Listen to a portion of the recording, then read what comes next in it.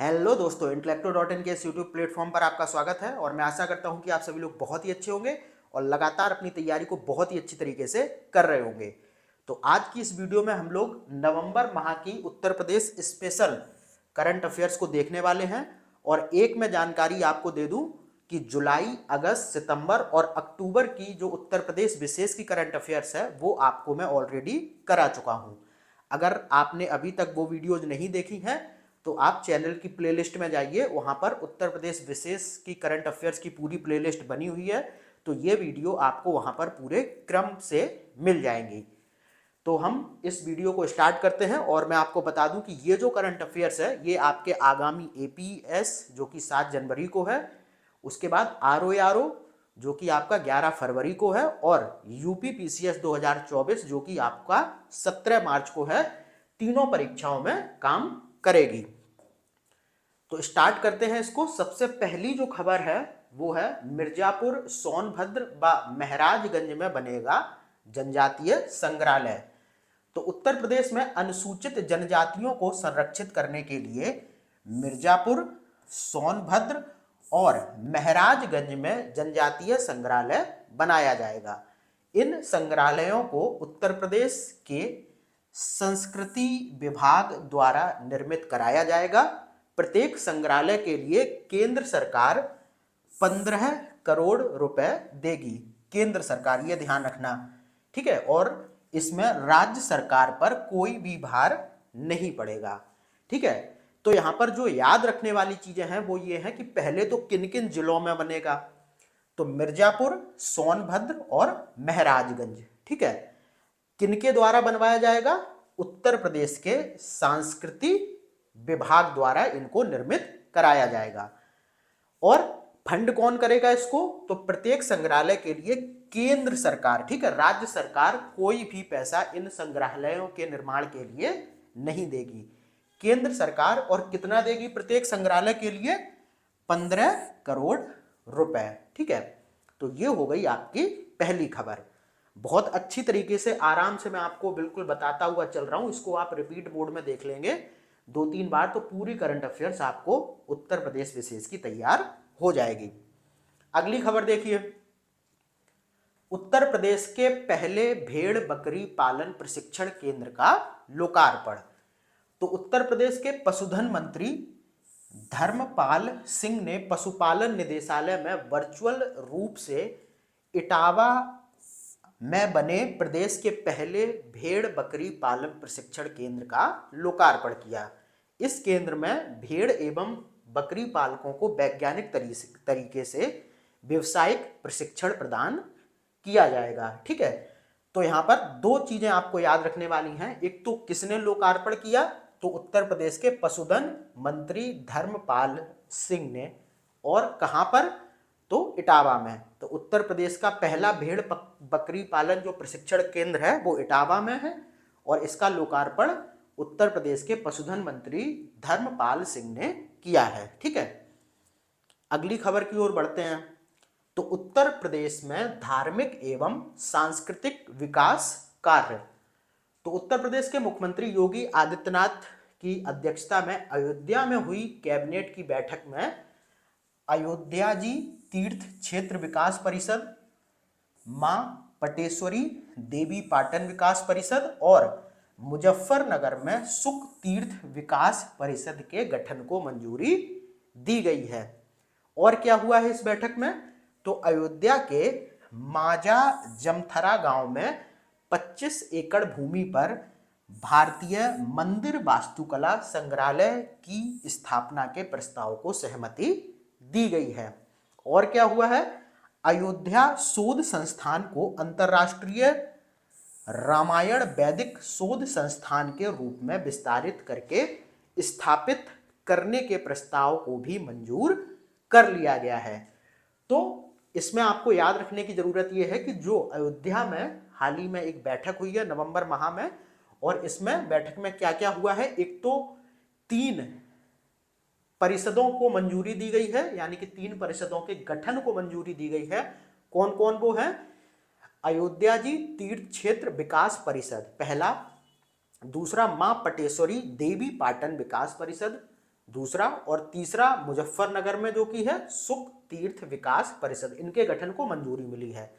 साथ ही में इस बैठक में अयोध्या के पास एक गांव है माजा जमथरा, वहां पर 25 एकड़ भूमि पर भारतीय मंदिर वास्तुकला संग्रहालय की स्थापना के प्रस्ताव को भी मंजूरी दे दी गई है।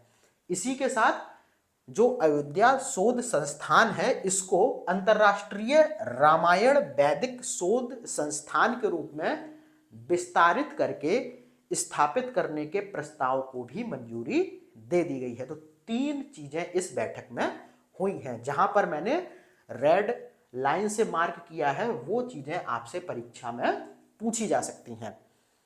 आगे बढ़ते हैं। अब देखो, अलीगढ़ को हरिगढ़ करने का प्रस्ताव पास हो गया है। तो जो अलीगढ़ के मेयर प्रशांत सिंघल ने बताया है कि अलीगढ़ नगर निगम की पहली बोर्ड बैठक में अलीगढ़ को हरिगढ़ करने का प्रस्ताव रखा गया और जो पास हो गया। अब इस प्रस्ताव को मंजूरी के लिए शासन को भेजा जाएगा। ठीक है, तो यहाँ पर याद ये करना कि अलीगढ़ का जो नाम है वो अब हरिगढ़ करने का प्रस्ताव रखा गया है। अब आगे देखते हैं कि भाई शासन इसके ऊपर क्या डिसीजन लेता है। ठीक है, वो बाद की बात होगी। अगली खबर देखते हैं। एक्स पर देश के दूसरे सबसे चर्चित नेता। तो एक्स आप जानते ही होंगे, ये ट्विटर है, जैसे पहले ट्विटर के नाम से जाना जाता था, अब इसका नाम बदलकर एक्स कर दिया है। तो social media hashtag tracking tool tweet binder द्वारा जारी ताजा रैंकिंग के अनुसार उत्तर प्रदेश के मुख्यमंत्री योगी आदित्यनाथ एक्स पर देश के दूसरे सबसे चर्चित नेता बन गए हैं। तो एक्स पर देश के दूसरे सबसे चर्चित नेता कौन बन गए हैं? Yogi Adityanath. Social media hashtag tracking tool tweet binder की ताजा रैंकिंग के अनुसार अक्टूबर में एक्स पर प्रधानमंत्री नरेंद्र मोदी के बाद मुख्यमंत्री आदित्यनाथ के हैंडल को लेकर सबसे अधिक चर्चा हुई है। तो दूसरे नंबर पर योगी आदित्यनाथ हैं और एक्स पर देश के सबसे चर्चित नेता कौन है? प्रधानमंत्री नरेंद्र मोदी। ठीक है, आगे बढ़ते हैं। गोरखपुर में बनेगा एक्वा पार्क। तो गोरखपुर के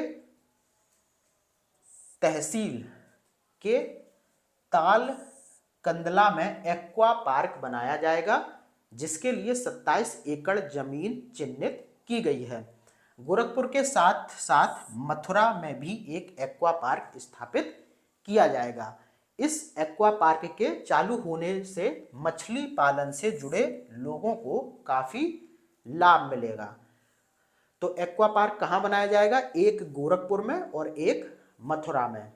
ठीक है, एक्वा पार्क का काम क्या होता है कि उसमें मछली पालन हो सके और मछली पालन से जुड़े लोगों को रोजगार मिल सके। ये सारी चीजें इस एक्वा पार्क के माध्यम से की जाएंगी। ठीक है, तो यहाँ पर याद रखने वाली जो चीज है वो है कि एक एक्वा पार्क बनेगा गोरखपुर में और दूसरा बनेगा कहाँ पर? मथुरा में। आगे बढ़ते हैं। 22 लाख दिए जलाकर अयोध्या ने बनाया गिनीज रिकॉर्ड। ठीक है, तो ये तो आप सभी को पता होगा। हाल ही में अयोध्या में 7वें दीपोत्सव में एक ही स्थान पर एक साथ दीपक जलाने का सबसे बड़ा आयोजन करके एक विश्व रिकॉर्ड बनाया गया है, जिसमें सरयू नदी के किनारे 22 लाख से अधिक दिए जलाए गए। नदी के किनारे राम की पैड़ी के 51 घाटों पर 25,000 स्वयंसेवकों द्वारा 22 से अधिक लाख दिए यानी कि मिट्टी के दिए जलाए गए, जो पिछले वर्ष की तुलना में 6,47,000 से अधिक हैं। ठीक है, तो इस दीपावली पर अयोध्या में सरयू नदी पर, आप सभी को पता है कि अयोध्या किस नदी के किनारे है, ये क्वेश्चन जीएस में भी पूछा जाता है। तो अयोध्या है सरयू नदी के किनारे। तो उसी सरयू नदी में दीपावली के अवसर पर एक साथ 22 लाख मिट्टी के दिए जलाकर गिनीज रिकॉर्ड बनाया गया है। और पिछली साल से जो दीपों की संख्या थी वो 6,47,000 अधिक थी। ठीक है, तो 22 लाख का आंकड़ा याद रखना। आगे बढ़ते हैं। उत्तर प्रदेश की तीसरी सबसे बड़ी जिला जेल। तो उत्तर प्रदेश की तीसरी सबसे बड़ी जिला जेल प्रयागराज के नैनी में बनकर तैयार हो गई है। 2800 कैदियों को रखने की क्षमता वाली नैनी की जिला जेल प्रदेश की तीसरी सबसे बड़ी जेल है। इसे 173 करोड़ रुपए की लागत से 65 एकड़ भूमि पर बनाया गया है। तो यहाँ पर याद रखने वाली बात एक ही है कि उत्तर प्रदेश की तीसरी सबसे बड़ी जो जिला जेल है वो प्रयागराज के नैनी में स्थापित की गई है। आगे बढ़ते हैं। बाराबंकी जिले की ग्राम पंचायत सिदयावा को अंतर्राष्ट्रीय पुरस्कार। तो उत्तर प्रदेश के बाराबंकी जिले की ग्राम पंचायत सिदयावा को अंतर्राष्ट्रीय मानक संगठन ISO द्वारा गुणवत्तापूर्ण सेवा प्रदान करने के लिए प्रमाण पत्र देकर सम्मानित किया गया है। बाराबंकी के गांव में भी शहर की तर्ज पर विकास कार्य कराए जा रहे हैं और उन्हें मॉडल गांव के रूप में विकसित किया जा रहा है। तो ये जो बाराबंकी जिले की ग्राम पंचायत सिदयावा है, इसे इसीलिए अंतर्राष्ट्रीय मानक संगठन ISO द्वारा सम्मानित किया गया क्योंकि यहाँ पर शहर की तरीके से गांवों में विकास कार्य किए जा रहे हैं और गांव को मॉडल गांव के रूप में विकसित किया जा रहा है। यानी कि जो शहरी सारी सुविधाएं हैं वो यहाँ के गांव में भी देखने को मिलती हैं। इसीलिए इस ग्राम पंचायत को अंतर्राष्ट्रीय मानक संगठन ISO के द्वारा सम्मानित किया गया है। तो यहाँ पर बाराबंकी और ग्राम पंचायत सिदयावा का नाम याद रखना, साथ ही अंतर्राष्ट्रीय मानक संगठन ISO का भी नाम आपको याद रखना है। आगे बढ़ते हैं। तो हाल ही में उत्तर प्रदेश में हलाल उत्पादों की बिक्री पर प्रतिबंध। तो 18 नवंबर 2023 को उत्तर प्रदेश में किसी भी उत्पाद पर हलाल प्रमाणन पर पूरी तरीके से पाबंदी लगा दी गई है। निर्माण के साथ भंडारण, वितरण, विक्रय पर भी पूरी तरीके से प्रतिबंध लगा दिया है। यह पाबंदी खाद्य उत्पादों के साथ दवाओं पर भी लागू होगी। हालांकि विदेश भेजे जाने वाले उत्पाद के लिए छूट रहेगी। तो यहाँ पर खबर ये है कि जो भी हलाल प्रोडक्ट हैं, यानी कि हलाल प्रक्रिया के तहत जिन प्रोडक्ट का निर्माण होता है, उनके निर्माण, भंडारण, वितरण और बिक्री पर पूरी तरीके से प्रतिबंध लगा दिया है। और ये हलाल प्रोडक्ट चाहे खाद्य उत्पाद हो चाहे दवाएं हो, सब पर पूरी तरीके से प्रतिबंध रहेगा। लेकिन जो हलाल प्रोडक्ट विदेश भेजे जाने हो उनके उत्पाद पर छूट रहेगी। अब ये हलाल प्रमाणन वाले प्रोडक्ट क्या होते हैं या उत्पाद क्या होते हैं? तो यदि कोई उत्पादन हलाल प्रमाणन वाला पाया गया, पहले तो ये देख लेते हैं कि अगर ऐसा कोई करता है तो उसके खिलाफ कार्रवाई की जाएगी। अब देखते हैं कि हलाल का मतलब यह है कि इस्लामी कानून का पालन करते हुए उत्पाद को तैयार किया गया है। साल 1974 में हलाल प्रमाणिकता की शुरुआत हुई थी।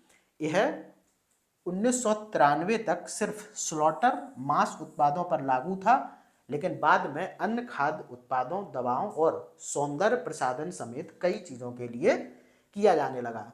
तो हलाल प्रोडक्ट्स वो होते हैं जो इस्लामी कानून का पालन करते हुए बनाए जाते हैं और हलाल प्रमाणिकता की शुरुआत हुई थी 1974 में। ठीक है, खबर ध्यान रखना, हलाल प्रोडक्ट्स के निर्माण, भंडारण, वितरण और बिक्री पर पूरी तरीके से प्रतिबंध है। खाद्य उत्पादों के साथ साथ दवाओं पर भी प्रतिबंध रहेगा, सौंदर्य प्रसाधन की चीज़ों पर भी प्रतिबंध रहेगा। लेकिन जो प्रोडक्ट विदेश में भेजे जाने हैं उन पर कोई प्रतिबंध नहीं रहेगा। ठीक है, आगे बढ़ते हैं। ग्रेटर अलीगढ़ में बनेगा अंतर्राष्ट्रीय स्तर का स्पोर्ट स्टेडियम। तो बनारस की तर्ज पर ग्रेटर अलीगढ़ में अंतर्राष्ट्रीय स्तर का स्पोर्ट स्टेडियम बनाया जाएगा। इसके निर्माण के लिए करीब 400 करोड़ रुपए का खर्च होने का अनुमान है। इस स्टेडियम को बनारस के स्टेडियम की तर्ज पर तैयार किया जाएगा। प्रस्तावित इस स्टेडियम में करीब 20,000 दर्शकों के बैठने की क्षमता होगी। तो कहाँ पर बनेगा? सबसे पहले ये ध्यान रखना है, ग्रेटर अलीगढ़ में। किसकी तर्ज पर? जो बनारस में बनाया जा रहा है स्टेडियम, उसकी तर्ज पर। ठीक है, और कितनी लागत लगेगी? लगभग 400 करोड़। दर्शकों के बैठने की क्षमता कितनी होगी?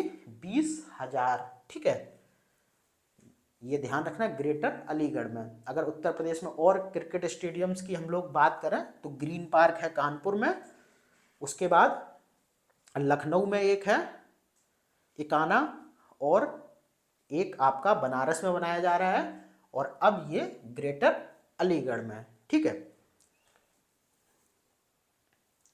उसके बाद देखो, अयोध्या में सरयू नदी पर चलेंगे सौर ऊर्जा संचालित जहाज रामायण।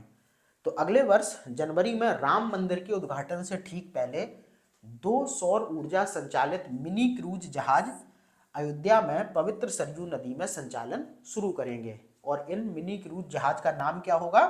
रामायण।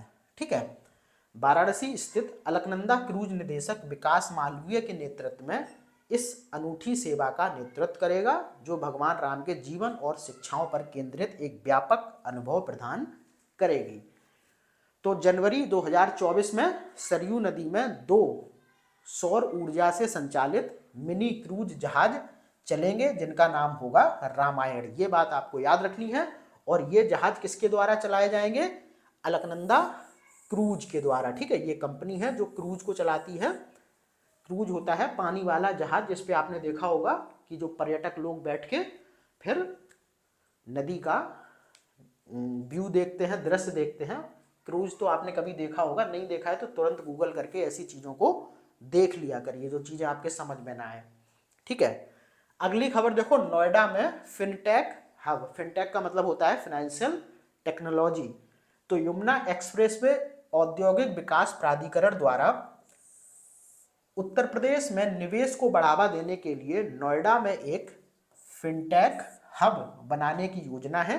इस फिनटेक में वित्तीय क्षेत्र से संबंधित कई संस्थानों का मुख्यालय होगा, और इस हब में ब्लॉकचेन, अनुसंधान, डिजिटल मनी, निवेश और क्राउड फंडिंग जैसी सेवाएं प्रदान की जाएंगी।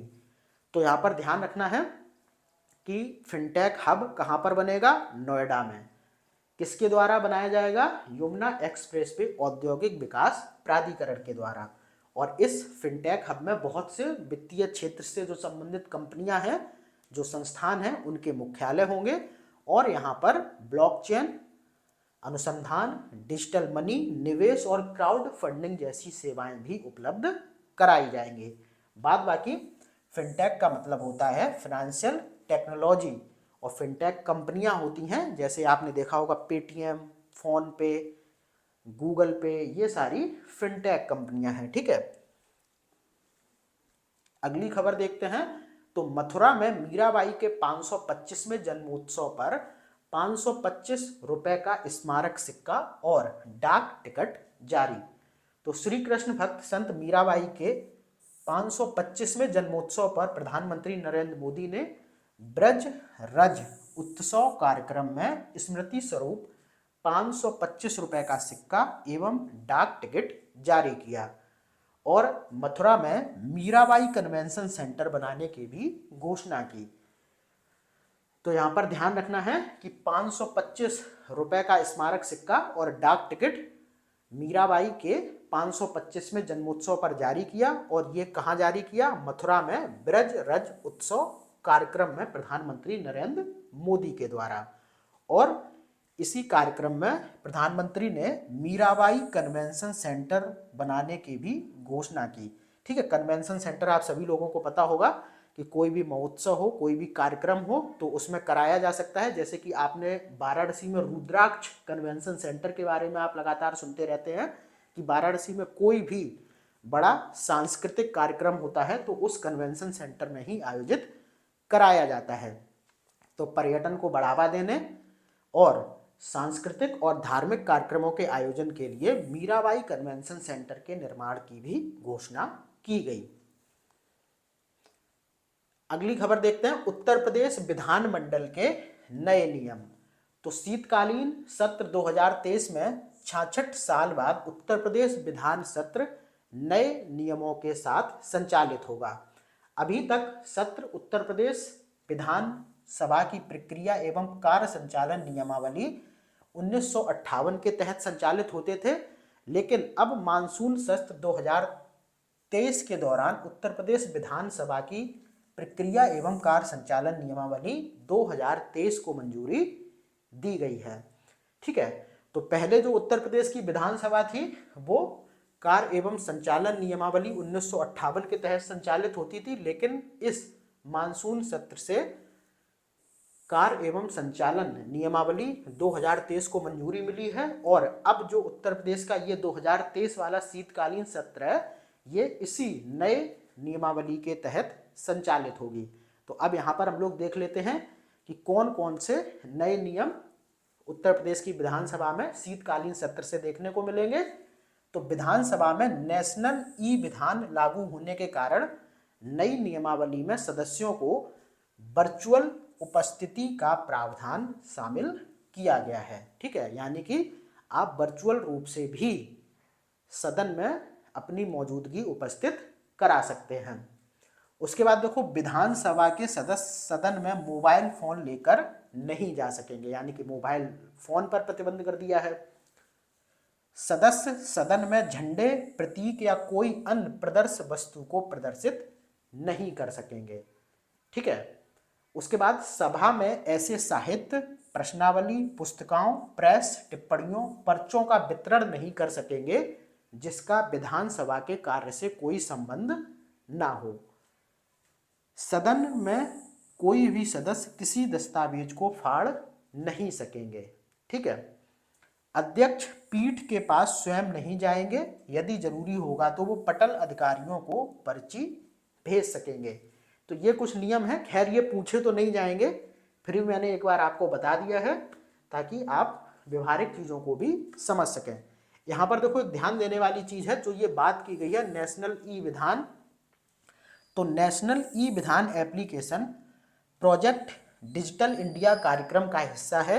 इसे भारत सरकार द्वारा सभी विधानमंडलों के पेपरलेस कामकाज के लिए तैयार किया गया है। तो यहाँ पर क्वेश्चन पूछा जा सकता है कि नेशनल ई विधान एप्लीकेशन का कार्य या फिर उद्देश्य क्या है। तो इसका उद्देश्य है कि विधानमंडल हैं जो भारत के सभी, उनके कामकाज को पेपरलेस बनाना। ठीक है, यानी कि पूरी तरीके से उनको डिजिटलाइज करना। ठीक है, इसमें संसद के दोनों सदनों सहित विधानमंडलों के कामकाज का ब्यौरा ऑनलाइन रखा जाएगा और इसमें 13 भाषाओं में जानकारी प्रदान करने का विकल्प है। ठीक है, 13 भाषाओं में जानकारी प्रदान करने का विकल्प है। तो नेशनल ई विधान एप्लीकेशन यहाँ पर बहुत इंपॉर्टेंट है, इसको याद कर लेना कि जो भी विधानमंडल हैं उनके कामकाज को पेपरलेस बनाना इस ई विधान एप्लीकेशन का कार्य है। आगे बढ़ते हैं। वाराणसी में फ्लोटिंग सीएनजी स्टेशन का उद्घाटन। तो केंद्रीय पेट्रोलियम मंत्री हरदीप सिंह पुरी ने वाराणसी के रविदास घाट पर गेल के फ्लोटिंग सीएनजी और मोबाइल रिफ्यूलिंग यूनिट स्टेशन का शुभारंभ किया। यह स्टेशन वाराणसी में विश्व के पहले floating refuelling Namo Ghat CNG station के बाद देश का दूसरा फ्लोटिंग सीएनजी स्टेशन है। तो अब देखो, इसमें याद क्या क्या रखना है। तो सबसे पहले तो इनका याद रखिए कि केंद्रीय पेट्रोलियम मंत्री हरदीप सिंह पुरी ने वाराणसी के रविदास घाट पर गेल के फ्लोटिंग सीएनजी और मोबाइल रिफ्यूलिंग यूनिट स्टेशन का शुभारंभ किया।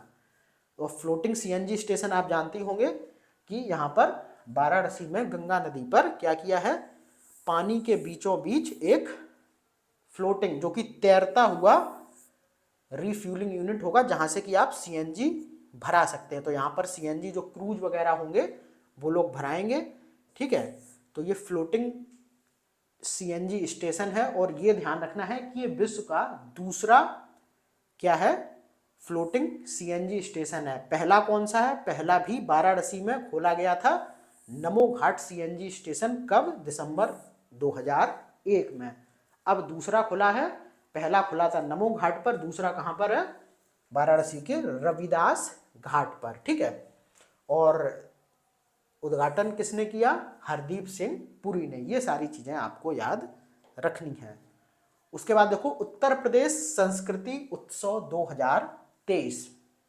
तो उत्तर प्रदेश की सांस्कृतिक विरासत को समृद्ध बनाने और लोक कला को देश सहित दुनिया भर में प्रसिद्धि दिलाने के लिए प्रदेश में 25 दिसंबर से 26 जनवरी 2024 तक सांस्कृतिक उत्सव 2023 का आयोजन किया जाएगा। और इस सांस्कृतिक उत्सव 2023 का जो विषय होगा, जो थीम होगी, वो होगी उत्तर प्रदेश पर्व, हमारी संस्कृति हमारी पहचान। और इस सांस्कृतिक उत्सव को गांव, ब्लॉक, तहसील, जिला, मंडल सहित राज्य स्तर पर लोक कलाकारों को अपनी प्रतिभा दिखाने का उचित मंच मिलेगा। संस्कृति विभाग उत्तर प्रदेश द्वारा इस उत्सव का आयोजन प्रदेश भर में कराया जाएगा। तो ये जो संस्कृति उत्सव 2023 है, ये उत्तर प्रदेश के संस्कृति विभाग द्वारा आयोजित कराया जाएगा। ठीक है, तो यहाँ पर दो चीजें ध्यान देने वाली हैं। एक तो ये कि थीम क्या रहेगी इस संस्कृति उत्सव 2023 की, उत्तर प्रदेश पर्व, हमारी संस्कृति हमारी पहचान। किसके द्वारा आयोजित कराया जाएगा, तो संस्कृति विभाग उत्तर प्रदेश के द्वारा। आगे बढ़ते हैं। तो देश का पहला telecom centre of excellence. Uttar Pradesh में मुख्यमंत्री योगी आदित्यनाथ ने सहारनपुर में देश के पहले टेलीकॉम सेंटर ऑफ एक्सीलेंस के निर्माण को हरी झंडी दी है। सेंटर ऑफ एक्सीलेंस को 30 करोड़ रुपए की लागत से आईआईटी रुड़की के सहारनपुर कैंपस में बनाया जाएगा। देश के पहले टेलीकॉम सेंटर ऑफ एक्सीलेंस की नींव 5 दिसंबर 2023 को रखी जाएगी। यहाँ पर 5G को आर्टिफिशियल इंटेलिजेंस यानी AI से जोड़ने और 6G पर रिसर्च किया जाएगा। सहारनपुर में टेलीकॉम सेंटर ऑफ एक्सीलेंस का मुख्य उद्देश्य टेलीकॉम के क्षेत्र में नई टेक्नोलॉजी को विकसित करना और उसे बढ़ावा देना है। तो यहाँ पर याद क्या क्या रखना है, जो देश का पहला टेलीकॉम सेंटर ऑफ एक्सीलेंस है वो सहारनपुर में बनाया जाएगा। और सहारनपुर में कहाँ, तो ये आईआईटी रुड़की के सहारनपुर कैंपस में। लागत लगभग 30 करोड़ होने वाली है। और इसकी नींव कब रखी जाएगी, यानी कि शिलान्यास कब होगा, 5 दिसंबर 2023 को। ठीक है, और यहाँ पर क्या क्या काम होगा, एक तो टेलीकॉम क्षेत्र की जितनी भी नई टेक्नोलॉजी है उनको विकसित करने और उन्हें बढ़ावा देने का प्रयास किया जाएगा। साथ ही 5G टेक्नोलॉजी को आर्टिफिशियल इंटेलिजेंस से जोड़ा जाएगा और 6G टेक्नोलॉजी पर रिसर्च की जाएगी। आगे बढ़ते हैं।